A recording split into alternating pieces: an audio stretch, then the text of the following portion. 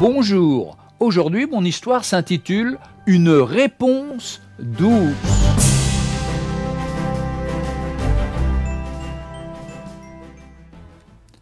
Un ancien soldat me raconta son témoignage. En 1975, après mes études, j'ai été mobilisé dans une compagnie de fantassins dans l'est de la France.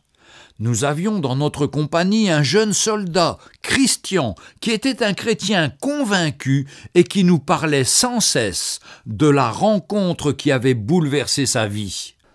Un jour d'automne 1975, alors que nous courions sous la pluie, sur le terrain de sport entourant notre caserne, Christian courait au milieu d'un groupe de soldats.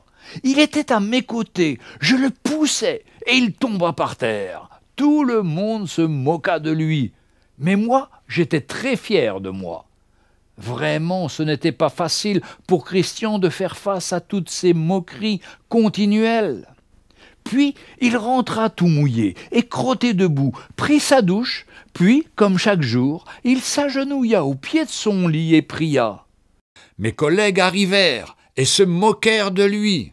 Moi, je pris mes Rangers et je les jetai sur Christian. Christian évita de justesse mes godillots et continua à prier. Et là, tout le monde s'esclaffa de rire. Le lendemain matin, lors de mon réveil, alors que toute la chambrée était endormie, je vis à mes côtés mes Rangers. Oui, c'étaient bien mes chaussures, toutes propres. Elles avaient été lavées, cirées, elles étaient comme neuves. Bouleversé par une telle réponse, à mon tour je me mis à genoux et invitai le Seigneur Jésus à venir dans ma vie. Une conviction de péché envahit mon cœur. Je me repentis de toute ma méchanceté à travers de nombreuses larmes. Mes pleurs réveillèrent mes collègues, qui m'entendirent et me virent pleurer à chaudes larmes. Je ne pouvais pas me retenir. Je pleurais comme un enfant, tout en leur montrant mes chaussures nettoyées et cirées. À la suite, d'autres soldats témoins de la scène firent la même chose. Ils se mirent à genoux et donnèrent leur vie à Jésus-Christ. Autant vous dire que ce fut un énorme bouleversement pour beaucoup d'entre nous. Notre compagnie a été transformée parce qu'un homme, Christian, a accepté de répondre à la persécution par l'amour. Dans ce monde de violence, nous montrons trop souvent les preuves de notre mauvais caractère. Parfois, nous laissons éclater notre colère. D'autres fois, nous réagissons trop violemment lorsque nous sommes victimes d'une injustice.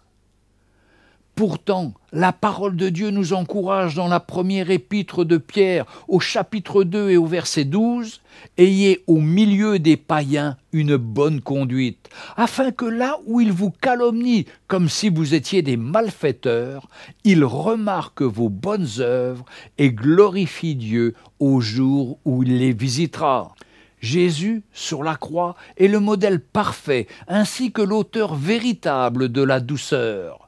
Approchons-nous de lui afin qu'il nous enseigne la persévérance, la douceur, la maîtrise de soi, comme il l'a fait pour ce soldat chrétien. Si vous le souhaitez, nous pouvons prier ensemble.